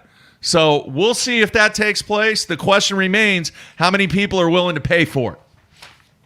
All right? Good question, though, man. Would I pay for it? To be able to watch specific anglers, if the price was right, yeah, I'd pay for it. I would. I think that's the next step. I think that's the next evolutionary step for this. Yeah, I agree. All right, man. Wish you the I'll get best. off, y'all. Yeah. Good luck. Thanks for calling. Be safe Yeah, on y'all New Year's take care. Eve, man. You said you were fishing, right? Yeah, I'm on the pond right now. You know, I worked with you. I'm a fish head, dude. I can't. I started watching fishing videos, and I'm like, I got to go out. I need like Ritalin when it comes to fishing. Yeah. Have you caught any? I caught one. It's just low and slow, even with the low light. I mean, it's a full moon, so they're still kind of they're chomping on crayfish. Nice. Well, Wow. good luck. Go That's good catch stuff. a big one. All right, man. Take care. Yeah, I appreciate it. All right, see you. Oh, God, take care. All right, see you. All right, man. That's some dedication there. Is it not freezing? I don't know where it is in Atlanta. It's still kind of cold. All right, let's keep going here. Hey, you're on BTL. Who is this? Hello. Hey, is this Basso? Yeah, you're on BTL. Who is this? Hey, this is Dale in Wichita. Dale. We have a lot of fans in Wichita. How are you, man? What's on your mind? Well, I'll tell you what, I've got a number of things. First of all, love the show. If I can't watch it live, I always catch a repeat on YouTube as I'm traveling especially. But first thing I want to talk about is earlier you were talking about scholarships and kids, whether they should be committed to the 4 years or not. Yeah. The problem with the Division I scholarships is that they have to renew scholarships every year. Right. I know that. They just get thrown for no reason, whether it be injury or performance or whatever. So it's very tough if they think that they can, make it onto the NFL or wherever it may happen to be. Mm-hmm. So that's one of the things that is very difficult with collegiate sports. But It's a valid point. the But other thing I want, go ahead. I'm sorry. no, that's go right ahead. I was going on to a new topic. No, just real quick in a rebuttal on that. I think the schools have to make a commitment to these guys to give them 4 years. I mean, I've never thought, my son is on an athletic scholarship. It's year to year. You just assume that he's going to continue his scholarship. If he sucks, they could be like, hey, you can stay on the team, but you're no longer scholarship worthy. I just think that the schools should make a commitment to the athletes that, hey, if you sign with our university, you're going to get your degree as long as you do what's required to get that degree. Bottom line. Right. All Well, right. in that case, I wish that it could be that way. But Yeah. the other thing I wanted to bring up was the interview with Kyle Welcher. Yes. Was probably the best interview that I enjoyed for this entire last year. It was amazing to listen to a guy at his age do the things that he's done, and then the way he supplements his income. I mean, he's working hard, and I expect really big things from him. Heck yeah. I agree. I need to go back and re-listen to that. Yeah, you need to. Right? Anything else, And, man?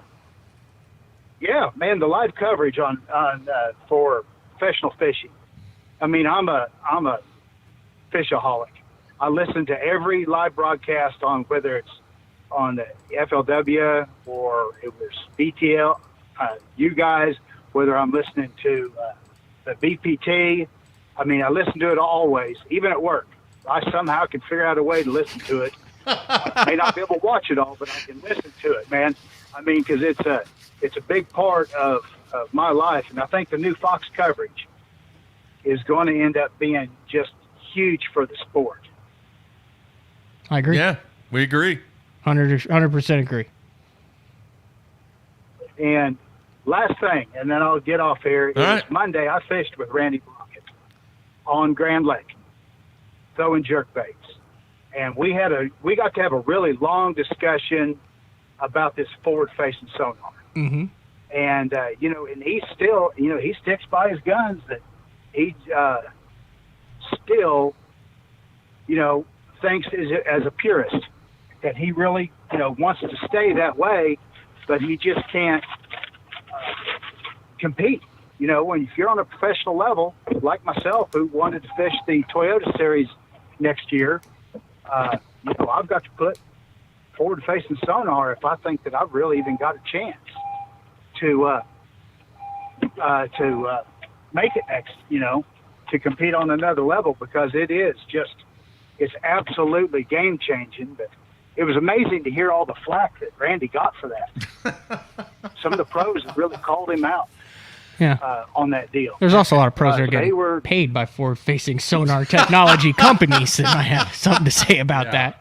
Yeah. Right, and I agree, but I think a lot of that is going to be going away because the products are speaking for themselves, and with the live coverage, it just is. Like all the commercials say, it's a game changer. Yep. And with the live coverage, they've got built-in commercials right there. So. Yeah. It's kind of hard to justify paying anglers to do certain things, promote your product, when you can get the live coverage for free. So yeah, good stuff.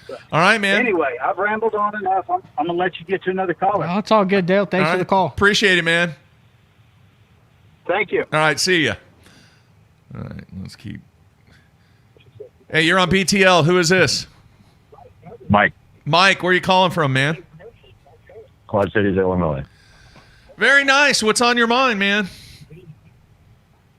I just wanted to say you guys are doing a great job, and with the music thing, that's going to be awesome, I think.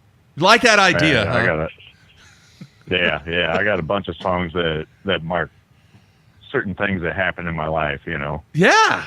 I can't believe that the only thing that Matt can relate to from a music standpoint and a memory standpoint is some Janet Jackson song with some girl that he was there at a convention because of cicada pictures that you took. No, that was for volunteer work at the senior citizens home. Gee, give me some credit. I'm sorry, man. That's good stuff. No, I mean, I remember the songs we would always come out to in hockey and stuff. Yeah. It's just great memories when it comes to music. Oh, yeah. Tons of them. Yeah. Well, I'm glad you like the idea. You're doing an awesome job. Yeah. Where do you live in the Quad Cities? I spent a year in Bettendorf. Oh, yeah. I live right across the river there, little town Kelowna. Very nice. Yeah, that, what is it? I can't remember the name of the lock and dam there. A, you guys have a ton of bald eagles. And B, you have some really good walleye fishing below that lock and dam at night. Yeah. Probably Hampton Dam, Lock and Dam 14. Yeah, I think it is. Is it down right there by where the ice rink is? The Quad City Sports Complex? That's where we used to play. I played junior hockey there when they were an expansion team in 04, would have been the year that I played for Quad Cities. They didn't exist anymore. Then they went to the Express, and then I think they went to the Flames, and now they're no longer. Right. But yeah, they do get some. My buddy goes down there and gets 8, 9, 10 pound walleyes all the time. Yeah, nice. That was a good year in my life. I really enjoyed that year. Any music that you can remember from that year? Nope. Point taken, man. All right, man. Have a safe New Year's Eve. All right, you two keep up the good work, guys. All right, man. See ya. My point solidified right there. All right, back to the phones. Hey, you're on BTL. Who is this?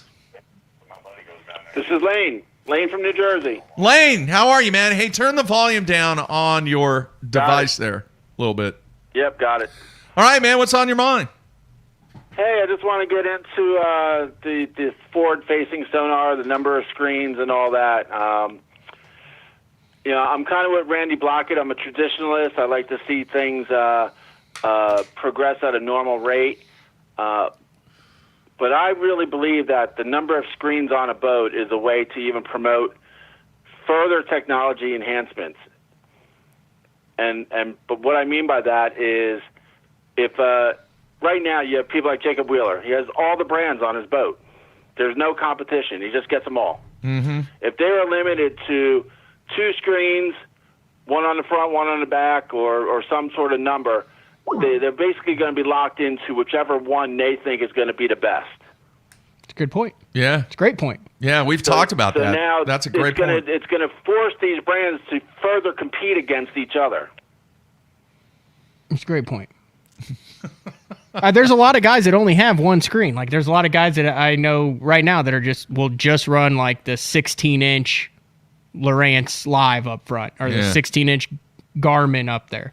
Like, I mean, right. It can do everything because you can split that screen, and then when you're looking at either your 2D or your forward facing, now you've got a much bigger picture. Hey, let's be honest here. A lot of those guys don't have deals, so they're forking out the money themselves. Yeah, I mean, if you want to do the 16-inch screen and the whole setup, you're looking at like $6,000 up front. Yeah, so I think don't you think that would promote even more opportunity for sponsorships if the company knows, hey, I need to get a KVD, or I know I need to get a Jacob Wheeler, or I need to get, I agree. It would keep guys you from know? having that screen up there with no logo on it. Yeah.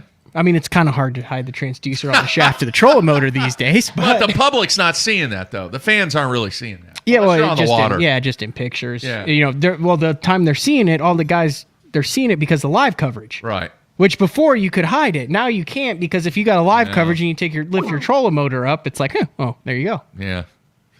Yeah. Well, it's a lot like the trolling motors. Obviously, you can only have one trolling motor on the boat, so there's a demand to come out with the best one. Yep. Yeah. All right, good stuff, man. Appreciate it. Stay warm in New Jersey. Oh, yeah, man. Hey, great show. I appreciate everything you guys do, and I'm looking forward to 2021. All right, man. Take care. Be safe. All right. See you. All right. Let's see here. Hey, you're on BTL. Who are we talking to? Hey, how's it going, Mark? This is Jason in Alabama. Jason, what's on your mind, man? Hey, I was thinking about that Fox deal with Bass, and you know, everybody's talking about making it a more professional sport, no entry fees and all that kind of stuff. And I'm thinking the Fox deal will help put light for non-endemic sponsors. However, the more I thought about it, it's like other sports like football, baseball, and even golf, you have to pay an entrance fee to even get in to see it. And with bass fishing, because it's an open lake and anybody can go in and watch it with no problem, it's kind of hard to get that ticket sales that you can get from other sports. What do you think? Well, that's a good point, except a little bit of difference in the Fox deal is the fact that Fox has skin in the game now. Now, you think about all the assets, all the companies that they have available to them to try and position advertising, because remember, Bass does not have 100% of the advertising inventory. All right, Fox has a piece of that. So probably because of the relationships that they have with companies, because of the NFL, college basketball, college football, everything else that they're involved with, they're probably going to be able to bring in some non-endemics from an advertising perspective, of which hopefully you will have a little bit of crossover there, to where once the companies, the non-endemics, see the involvement that they're putting forth on the Fox broadcast, that maybe they will get involved with some of the anglers. Right. And that's what I was thinking. It was just, thinking about ticket sales too. It was like, that's where part of the income comes from in professional sports. Like this year, they took a pretty good hit because of COVID and couldn't have ticket sales and the bubbles and all that kind of stuff. But, I guess they still made some money, but not nearly as much as they would have if they'd have been able to sell tickets. All right, let's be honest here, Matt, with our caller on the line. The big money maker for them is the Classic Outdoor Show. And right now, as of this moment, everything is still on schedule. Yeah, wait till the first couple weeks of January. Yeah. Because here, the situation with that right there, from a revenue standpoint for them, is they have need that. companies. They need that Classic They Expo. need that expo money. But here's what's happening is you are having companies that are saying, you know what? I'm probably just not going to make it this year. Now, I'll come next year, but because of the whole COVID situation, I don't think I'm going to be able to make it in March. So you may see some posturing in the potential movement of that event, but right now everything's right on schedule. We'll see. Right. And this may be the year they move it to the fall, back to the fall instead of a spring classic. I don't know. Or summer. Summer. I could see them doing the summer thing again, but we'll see. You want to wager on that, Mark? Yeah, I'll wager. What are you picking? They're moving it. No, I agree with that. I agree with that. I'm not losing money on that. That's a sucker bet. Yeah. I think they're moving it. Okay. All right, man. Hey, and Matt. Yep. I just want to say congratulations on your 26th finish overall this year. I think that's really good against some of the competition you were against, like Brad and Scott and some of those other guys that came over from FLW. So congrats on that. I mean, you only fished the one division, so to me, like, you did pretty good. Yeah. Well, you know what they always say. You always remember who finishes 26th. All right, man. Be safe on New Year's Eve. All right. Yeah, thanks, guys. I appreciate everything you do. All right, man. Take care. Oh, that's funny, man. 26th. Mm-hmm. Uh-huh. All right. Hey, you're on BTL. Who is this? Hello. You guys there? Yep. Yeah, who is this? Hello. Hey, this is Matt in Missouri. What's up, Matt? Oh, Matt. How are you? Hey, good. Hey, I just, real quick, I don't want to take too much of your guys' time this evening, but I just want to say thank you for everything you guys do. Mark, I got your email response from the other day. I really appreciate you taking the time and emailing me back. And, man, just you guys have an awesome show, and I've learned so much over the last year after I found it. A friend of mine introduced it to me, and I'm an everyday listener, and I try to listen every day live at the office when I can. So That's awesome. Thank you. Cool, man. Appreciate it. Yeah, I try to get back to all the emails that people send in. Sometimes it's, a few days after I receive it, but that's a priority with me. If fans out there take the time to send an email, I'm going to show respect to them and at least respond to the email and not with just this standard stuff. So, yeah, man, we appreciate you being a fan. Yeah, one thing before I get off, the deal with 2020 that I'm going to remember the most is with the COVID, a lot of my plans fishing-wise got canceled. But I tell you what, that's okay because I got to be a dad for several weeks with my company I work for. We had to rotate on and off shifts because of social distancing, and I got to have 2 weeks off that I wouldn't normally get to have in the spring, right in the middle of the heart of the crappie spawn here in the Ozarks. Nice. And I got to take both my kids on memorable trips that, they're still talking about. And without all that happening, I wouldn't have got to do that. So, all right. Very nice. That's Awesome. cool, man. That's really, really cool. Great stuff. So you guys have a happy new year, and thanks again for everything. All right, man. Appreciate it. Stay safe. We got to take at least one more call because we've taken 13 right now. We can't end the year taking 13 No, calls. let's take two more. Two more. Two more. Okay. All right, two more calls. Hey, you're on BTL. Who is this? Hey, this is Layton from Bear Creek, North Carolina. Hi, man. How are you? What's on your mind? Oh, nothing much, man. I just called to thank y'all for what y'all are doing. I was actually on y'all's panel show you had a couple months ago. Mm-hmm. But I just wanted to call and thank y'all for what you're doing. I found y'all about probably January of this year, and I can't hardly stand the days y'all aren't on. I'm so glad y'all are going to 4 days a week. Yeah. So we're excited about that, and adding on Frank. Frank's great, man. And for a lot of people out there may not be familiar with Frank. Frank Scalish is a very, very knowledgeable professional angler, and people are going to learn a lot from Frank. Well, I literally did not know there was people that was eat up with it as bad as I am. And to be able to listen to y'all 3-4 days a week, and y'all are covering bass fishing like other sports get covered, it's just great. So I just wanted to call and thank y'all for that. I really, really do enjoy the show every week. All right, man. Thanks for being a fan. Thanks, Layton. All right, y'all have a good. All right, be safe, man. All right. Yes, sir. See you. All right, one more call, Matthew. So people there's Frank Scalish and there's Frank Scalish Jr. Yes. They both fish. Yeah. Frank Scalish Jr. is the one on the message board because everyone's Yeah. like giving Frank mad props. That's his son. I mean, you can still feel free to give Frank. I'm sure he'll pass on the congratulations. Yeah. All right, the final phone call of 2020. Oh, is this going to be a? Okay, let's.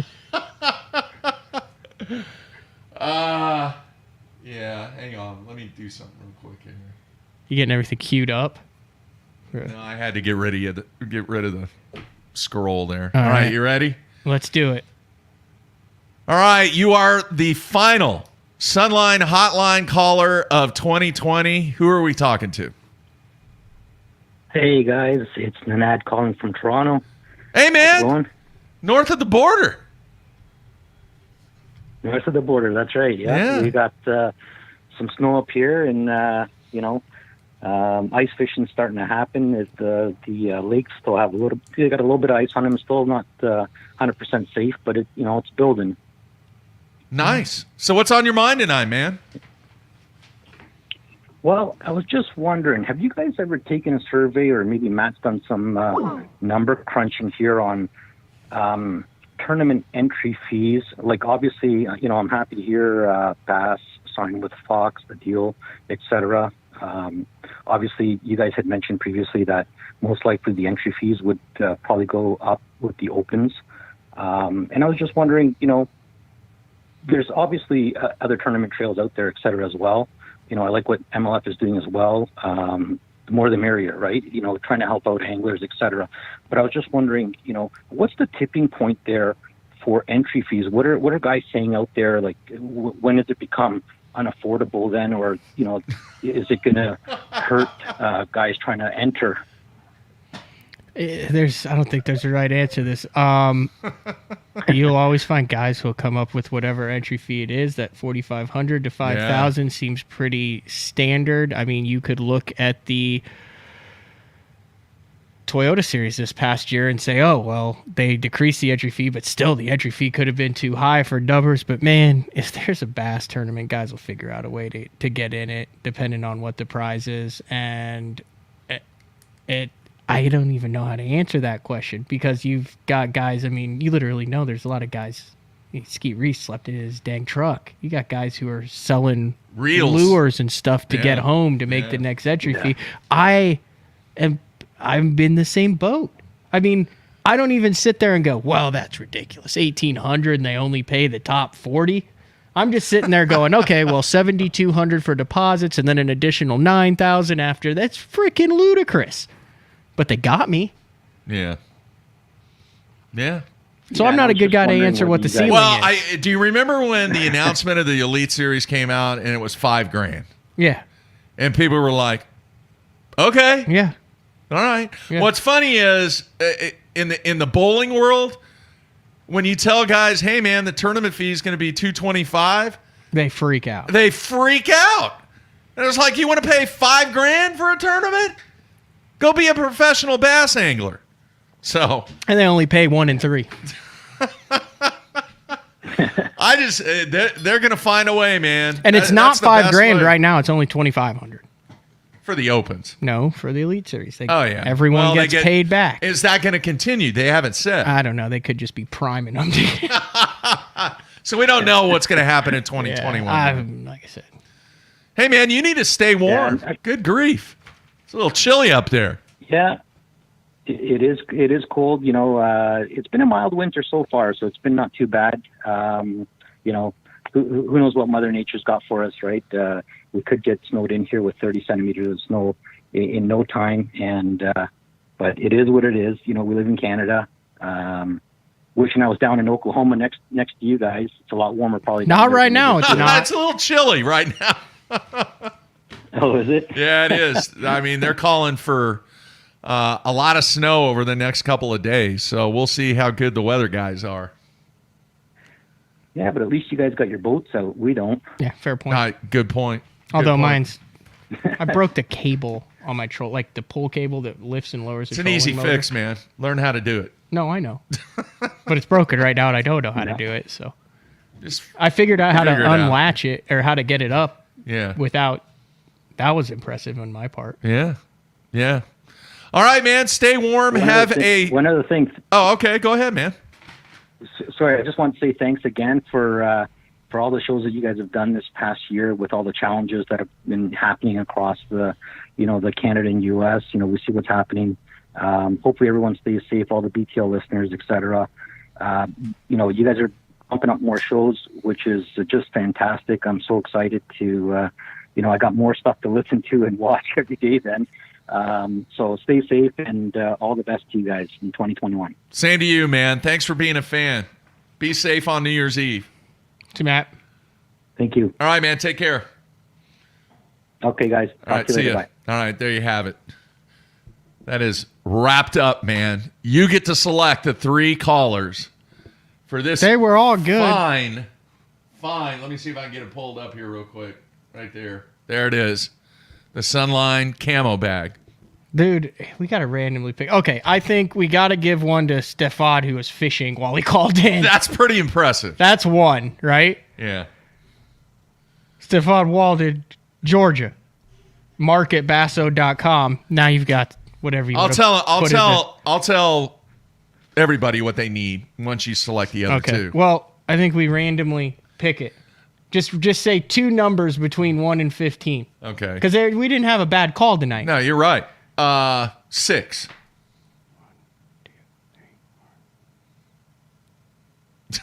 That is Andy in Wichita. All right, there you have it. Andy in Wichita is 1.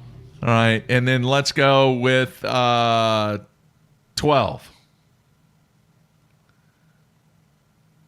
I could have counted up from the bottom. Jason in Alabama. There you have it. All right, folks, here's what you need to do. Read them off real quick, the 3 names. Stefan in Georgia, Andy in Kansas, and Jason in Alabama. All right, those 3 guys. What you need to do, send me an email, mark@bassone.com with first name, last name, mailing address or shipping address. All right, your telephone number. And obviously, I'll get your email address when you send me the email. If for some reason the email address that you use is not the one that you send to me, then please include that in the email. And then I will forward that on to the Sunline guys, and we will get those shipped directly to you for being part of the final Sunline Hotline show here in 2020. Sounds good. All right, man. The phone was nonstop. In fact, look, there's still we could sit here for probably another couple hours and take phone calls. I would if OU didn't play in an hour. All right, so that's going to wrap things up. I will tell you this, folks. This is who I have already booked.